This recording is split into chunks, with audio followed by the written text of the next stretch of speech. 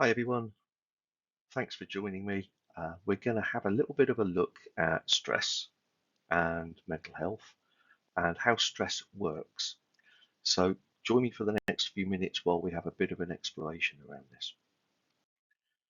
First of all, let's start off by acknowledging that stress is pretty normal. Work's tough, life's tough, and it can be scary and it can be overwhelming. All the sorts of things that make us feel stressed. And stress can be a good thing. We need some stress in our lives because if we didn't have any stress at all, we probably wouldn't feel the need to do or achieve many things.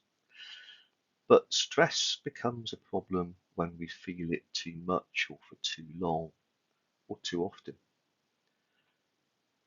So, how do we manage this thing that we call stress? Well, I think first of all, it helps if we have a little bit of an understanding around what's happening, what it is, how it works.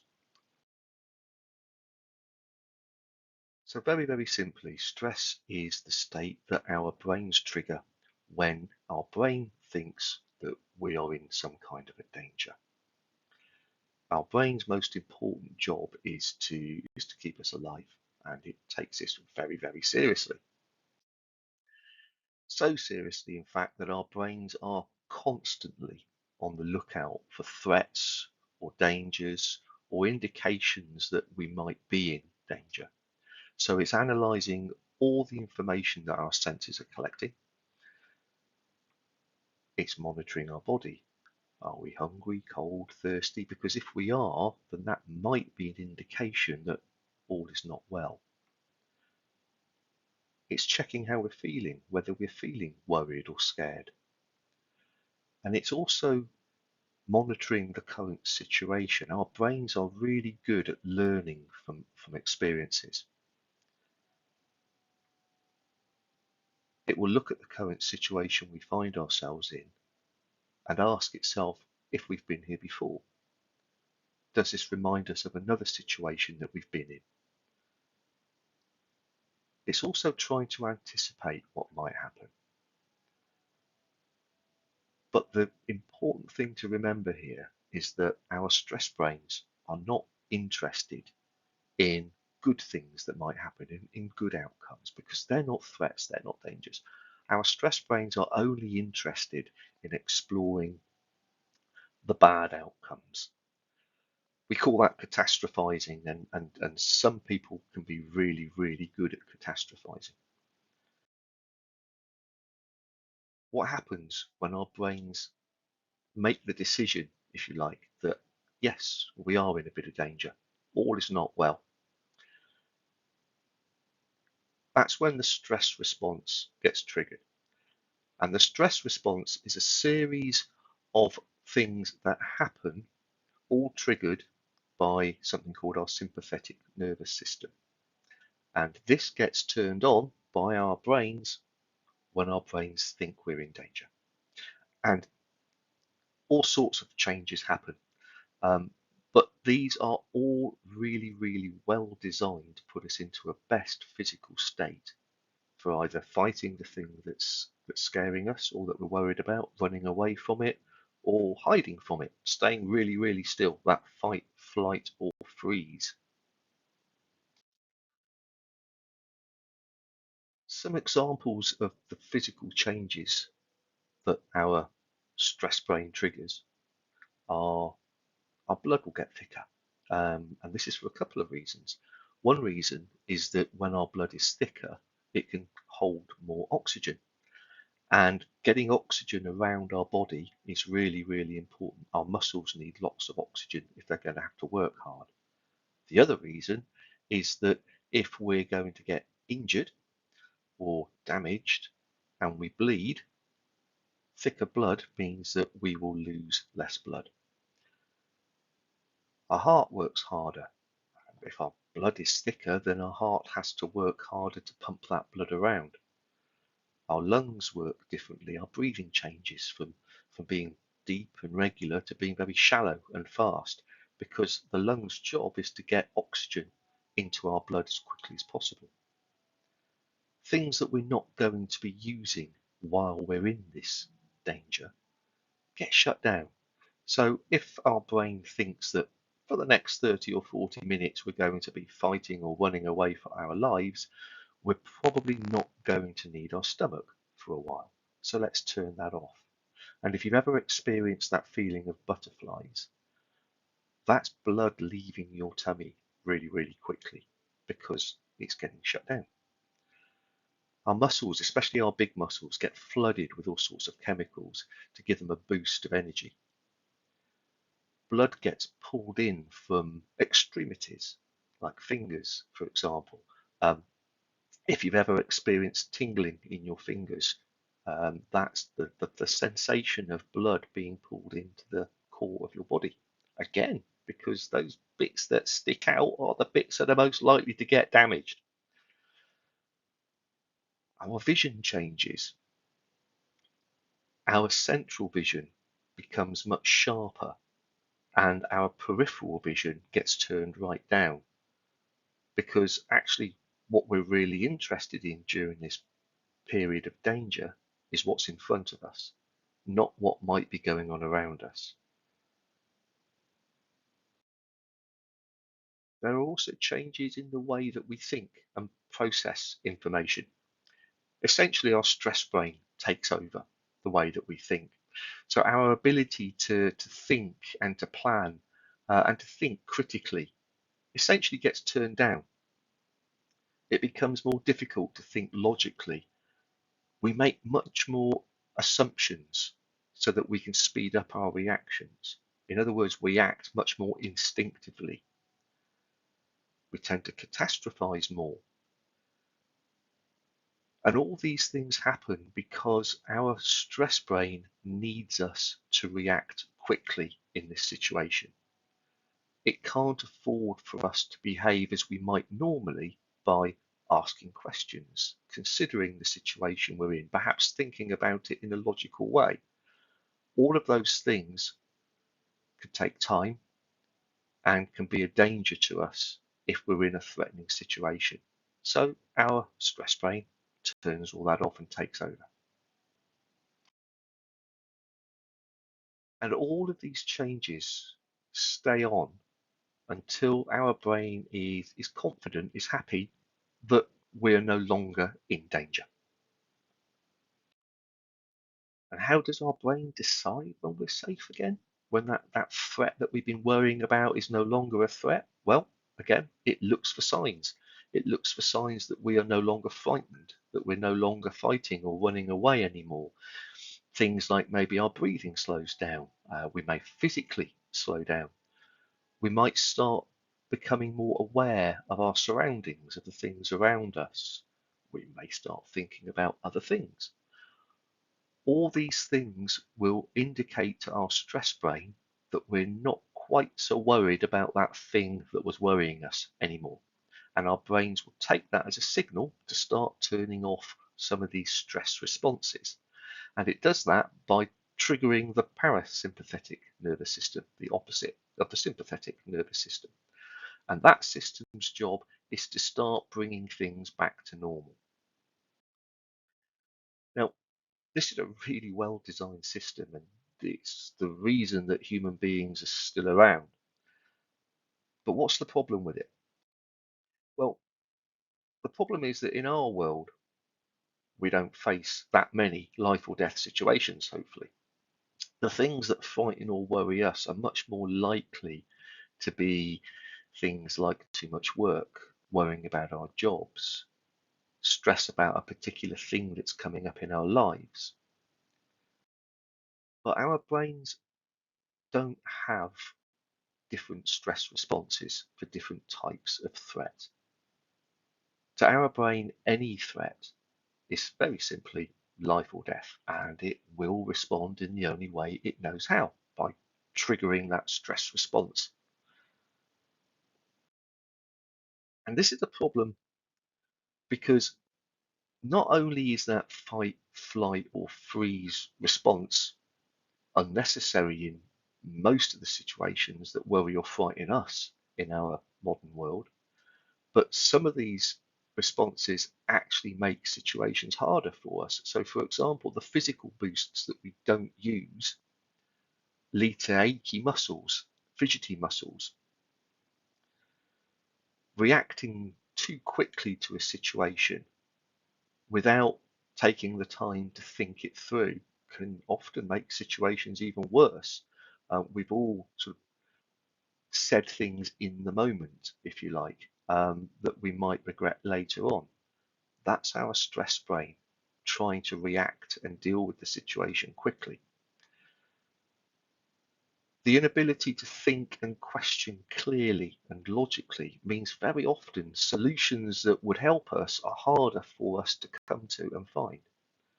But probably the thing that we notice more than anything else is that this stress state is exhausting. It's extremely expensive in terms of energy and resources. It's designed to last 30, 40 minutes or so, just long enough for us to escape those threats and dangers that the system is designed for. Anything more than that, and we start running low on energy and the chemicals that we need to maintain this stress state. But the things that frighten, worry us now can last for a lot longer than that, days or weeks even. And this means that our brains don't get the messages to turn off the stress response. And because of this, it can put great strain on our body. It rapidly depletes our energy, our resources, and it becomes extremely demanding on us. But we keep going. As long as our body can support the stress responses, we will keep going, and our body will keep us in this stress state. It will be exhausting. We won't feel like eating because our tummies have been turned off, but we still need energy.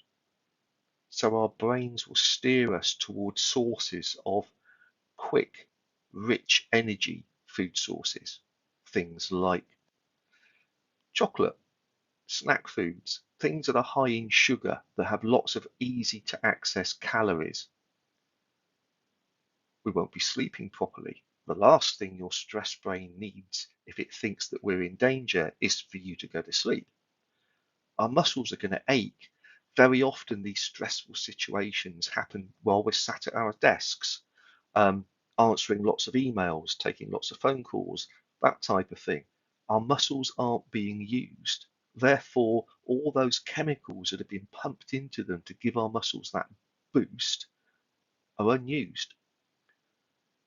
That can lead to our muscles aching, becoming very, very twitchy, us becoming fidgety.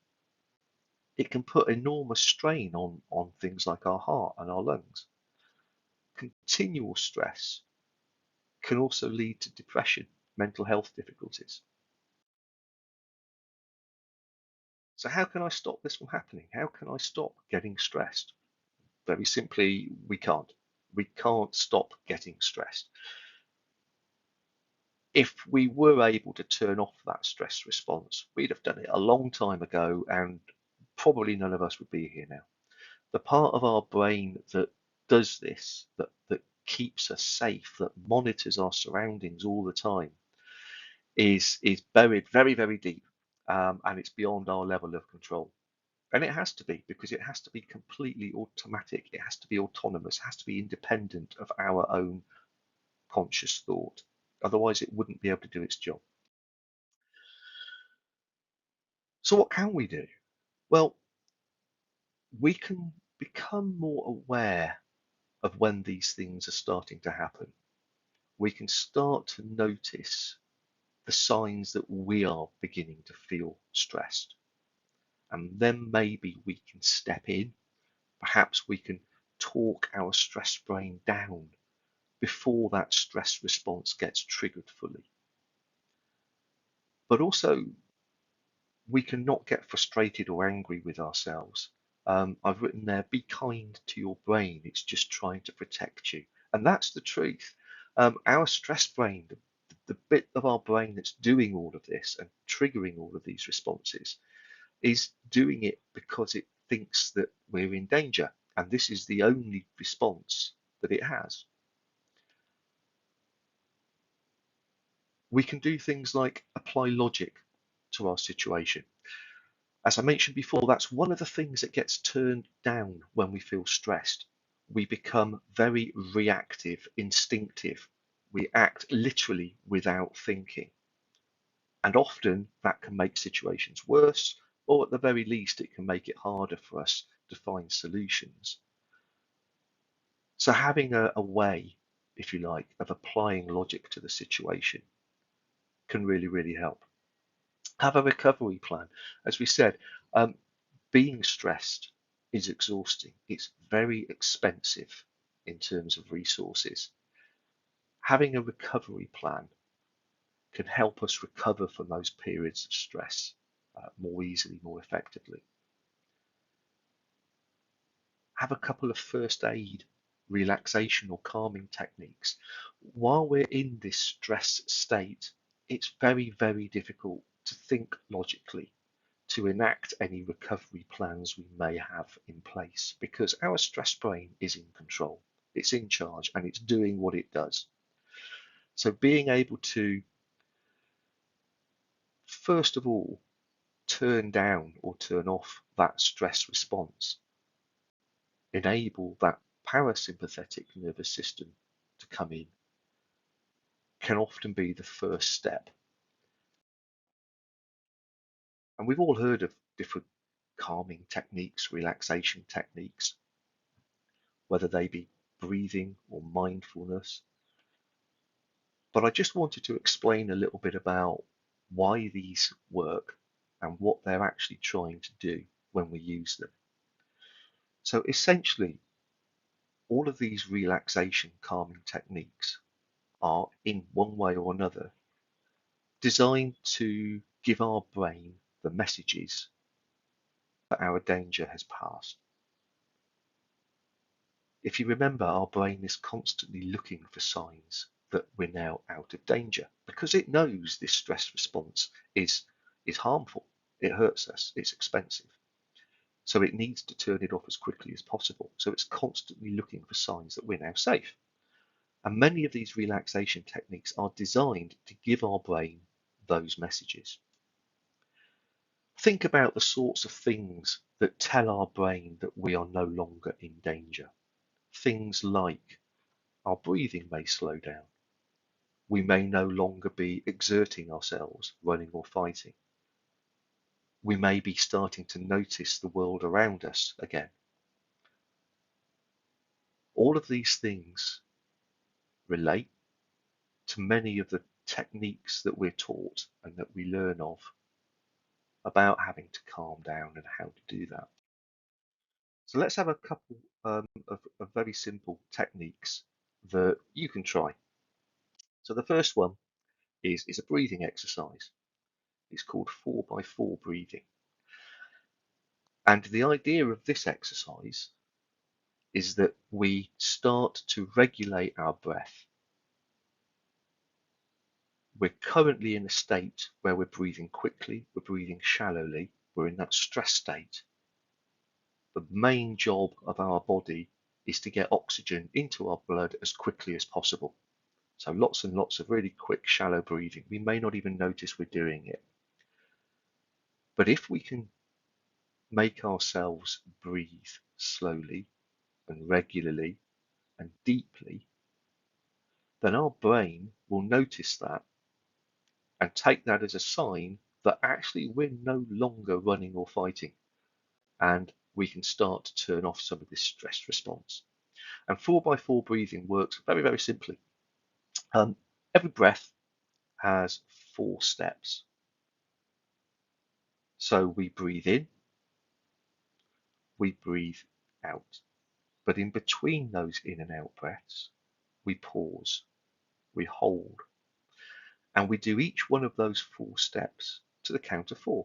So we breathe in to the count of 4, we hold for the count of 4, we breathe out for the count of 4, and we hold for the count of 4.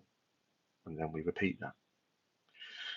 And while we're breathing in and breathing out, what's really important is that we breathe with our tummies. Fill your tummy up with air. Expel all the air from your tummy as you breathe out. That is helping us to breathe deeply and use all of our lungs instead of just that shallow breathing that uses just the top part of our lungs. So breathe in, hold for 4.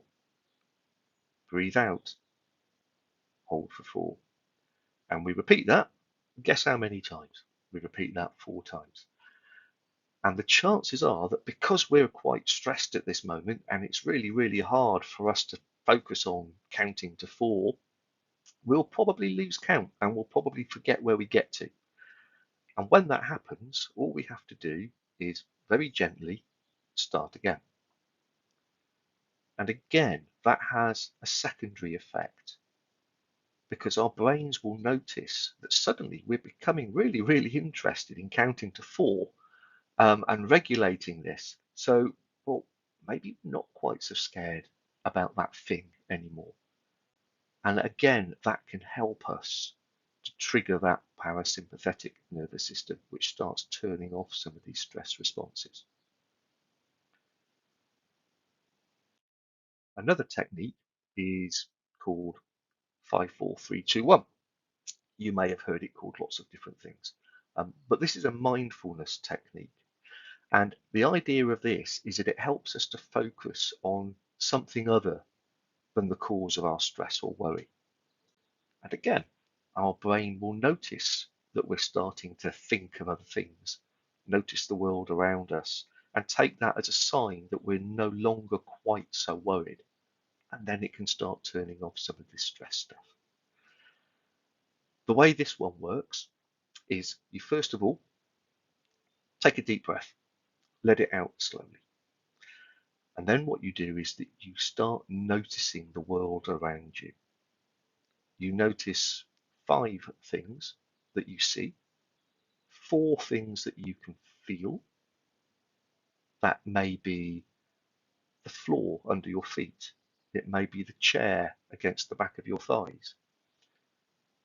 3 things that you can hear, 2 things that you can smell, and 1 thing that you can taste. And that's a lot harder than you think. Very, very rarely will you get down to the 1 thing you can taste. But the process of doing that is a great way of directing the focus away from the thing that's worrying you. And as I said, this then gives our brain the message that maybe we're not quite as worried as we thought we were. So we'll start turning some of this stress stuff off. Now, the thing to remember with all of this is that your brain will fight you because it thinks we're in mortal danger and it's not going to start letting us find 5 things that we can see and 4 things that we can feel easily because we're in danger. So it will keep checking on that danger. But that's okay. That's just our brain doing its job. When that happens, just gently come back to your exercise and carry on. It gets easier with practice. And that's the thing. We really do need to practice these things when we don't need them. Because when we do need them, we are going to be in that state of stress. Our brain is going to be in that reactive, instinctive state. And the last thing we're going to be able to do is to remember, was it 5 things I had to see or 5 things I had to taste? Practice these things when we're not in that state of stress so that when we do need them, we know how they work. And what's important is that we find something that works for us. Not all these techniques are going to feel right for everybody or even be appropriate for every situation. So one of the things about the breathing techniques is that very often they can be quite discreet and very often nobody knows that you're actually doing it. But it's important to find something that works for us. And none of these techniques are going to address the actual cause of our stress or worry. But what they might do is just turn off that stress response long enough for our normal, logical, critical thinking brains to have a say. And that's where we're probably going to be in the best place to address that thing that was frightening us in the first place. But sometimes, even with the best understanding in the world and the best techniques and management plans in the world, we all need some additional support. Many organisations have designated mental health first aiders. Neurobox does. Also, health plans that offer mental health support as well. Again, at Neurobox, we have those. But if you're not sure what your organisation has, or if you're not sure how to access them, talk to the people that will know, your manager, your HR department, or people teams. All conversations are in confidence, and organisations will help you explore what's available. But probably the most important thing is talk to your GP, especially if you feel that you're experiencing high levels of stress or even depression. GPs are extremely used to having these conversations with people. There are also additional resources out there. The NHS website has some great pages on mental health support. There are organisations like Mind, for example, lots and lots of great resources.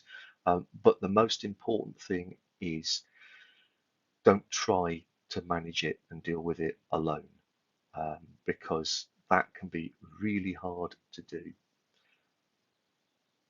I hope that's been of some help. I want to thank you all for sticking with me, and please feel free to reach out and talk about this or anything else at any point. I'm actually one of Neurobox's mental health first aiders, so again, please feel free to reach out if you'd like a conversation. Thanks for listening.